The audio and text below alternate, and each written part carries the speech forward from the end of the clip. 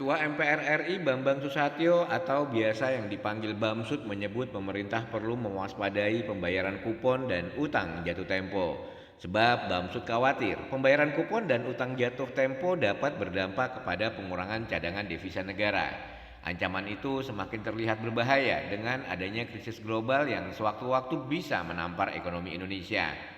Dia memaparkan tantangan yang harus dihadapi pemerintah di sektor fiskal adalah normalisasi defisit anggaran kurang dari 3%, lalu menjaga proporsi utang luar negeri terhadap produk domestik bruto dan keberlanjutan pembiayaan infrastruktur.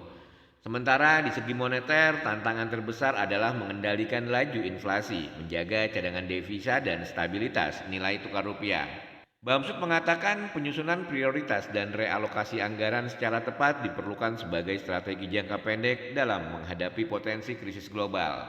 Menurut Wakil Ketua Umum DPP Partai Golkar itu, kebijakan burden sharing tidak hanya dengan kebijakan moneter, tetapi juga dengan dunia usaha dapat menjadi opsi dalam upaya pembiayaan ketidakpastian di masa mendatang. Dia melanjutkan, selain strategi jangka pendek dalam menyusun anggaran negara, pemerintah juga perlu menyusun strategi jangka panjang. Strategi jangka panjang yakni perencanaan pembayaran utang setidaknya untuk 30 tahun ke depan. Menurut Bamsud, peningkatan utang yang signifikan menimbulkan beban pembayaran bunga tambahan. Belum lagi jika menghitung faktor nilai tukar yang bisa meningkatkan jumlah beban pembayaran utang.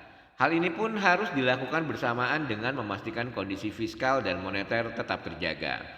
Di sisi lain, pembayaran kupon dan jatuh tempo utang pemerintah akan berdampak pada pengurangan cadangan devisa, ungkap Bamsud kemukakan pendapatnya. Dia pun memaparkan, berdasarkan data bulan Juli 2022, kebutuhan impor dan pembayaran utang luar negeri Indonesia sebesar 21,6 miliar US dollar per bulan. Adapun posisi cadangan devisa Indonesia pada bulan Juli ini masih senilai lebih dari 2 kali lipat dari standar kecukupan internasional.